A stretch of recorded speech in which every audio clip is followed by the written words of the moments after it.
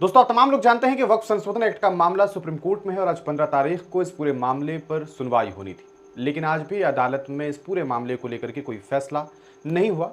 हालांकि जो खबर सामने आई सुप्रीम कोर्ट से वह यह कि इस पूरे मामले की अगली सुनवाई अब 20 मई को होगी, यानी कि तारीख दे दी गई है। आप बखूबी जानते हैं कि इस पूरे मामले पर पूर्व में सुनवाई होने की संभावनाएं थी, लेकिन आपने देखा कि किस तरीके से जो हमारे पूर्व chief justice of India mister Sanjeev Khanna थे, उन्होंने पिछले दिनों जब उनकी तारीख थी इस पूरे मामले पर उन्हें फैसला देना था, तब उन्होंने ये बात साफ तौर पर कही कि इस मामले की जो है कहा सकता है इस मामले पर फैसला जल्द से जल्द आना चाहिए, लेकिन यह मुमकिन नहीं है कि मैं इस पूरे मामले पर फैसला दे सकूं, क्योंकि सेंटर ने जो बातें रखी है उसे पढ़ने में, उस एफिडेविट को समझने में, जानने में वक्त लगेगा और यह वक्त हमारे पास नहीं है, क्योंकि हम 13 मई को सीधे तौर पर जो है वह रिटायर हो रहे हैं। और यह वजह है कि 13 तारीख को उनके रिटायरमेंट के बाद मिस्टर गवई जो हैं उन्हें चीफ जस्टिस ऑफ इंडिया बनाया गया और यह उम्मीदें की जा रही थी कि 15 तारीख को वो इस पूरे मामले पर कोई ना कोई फैसला देंगे। लेकिन जब इस पूरे मामले को लेकर के अदालत में कार्रवाई शुरू हुई और ख़ास करके आपने देखा कि वक्फ संशोधन एक्ट के खिलाफ जो लोग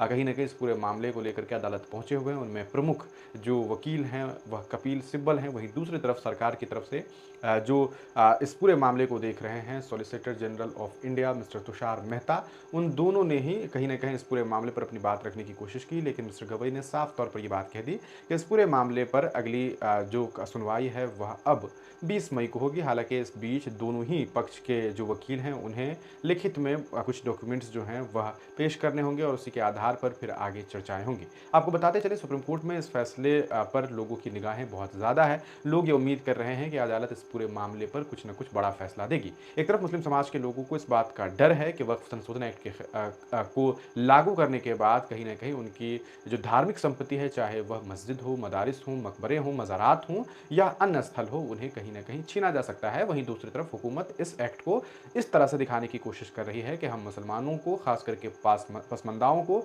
और पसमंदा के साथ साथ महिलाओं को भी हक और हुकूक देंगे। हालांकि इस बात में कोई लॉजिक है ही नहीं, इसका महिलाओं से कोई लेना देना नहीं है और इस मामले में पसमानदा का भी कोई लेना देना नहीं है, बल्कि सीधे तौर पर मुसलमानों का ये मामला है। अब देखना यह है कि इस पूरे मामले में आने वाले दिनों में क्या कुछ फैसले आते हैं। आपको बताते चलें, फिलहाल अभी इस पूरे मामले पर वह जो 2 फैसले अदालत में पूर्व में दिए गए थे कि किसी भी तरह के नए मेंबर्स को इसमें अभी शामिल नहीं किया जाएगा, कोई नॉन मुस्लिम मेंबर को अभी इस बोर्ड में यानी कि वक्फ बोर्ड में शामिल नहीं किया जाएगा, वहीं प्रॉपर्टीज़ को डीनोटिफाई नहीं किया जाएगा, जो दूसरी चीज़ थी वह अभी भी जारी रहेगी। तो यह एक खबर सामने आई है। अब सवाल ये उठता है कि आने वाले दिनों में क्या जल्द इस पूरे मामले पर फैसला आएगा या एक लंबी तारीख पर तारीख का सिलसिला जारी रहेगा। आपको क्या लगता है? अपनी राय कमेंट सेक्शन में ज़रूर दीजिएगा। हमें मालूम है कि आप परेशान हैं इस बात को लेकर के कि आखिरकार हमने यह वीडियो हिंदुस्तानी मीडिया ऑफिशियल नाम के चैनल पर क्यों अपलोड किया है, यहाँ अचानक से सब्सक्राइबर्स काउंट कम क्यों है। आपको बता दें, हमारा जो पहला चैनल है हिंदुस्तानी मीडिया, जिस पर 4 लाख से ज़्यादा सब्सक्राइबर्स हैं, उस पर फिलहाल जो है कहा सकता है यूट्यूब की तरफ से पाबंदी लगा दी गई है कि हम वहाँ वीडियोज़ अपलोड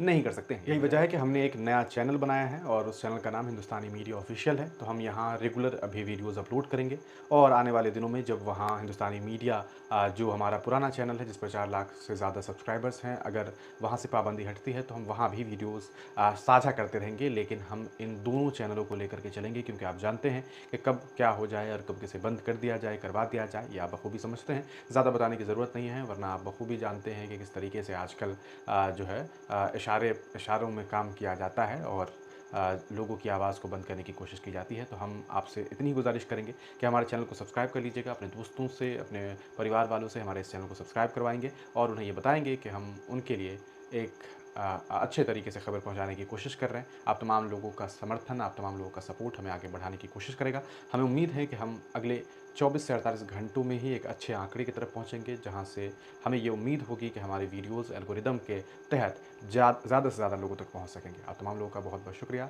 हमारी आपसे गुजारिश है कि चैनल को ज़रूर सब्सक्राइब कर लीजिएगा। अपना बहुत ख्याल रखिएगा।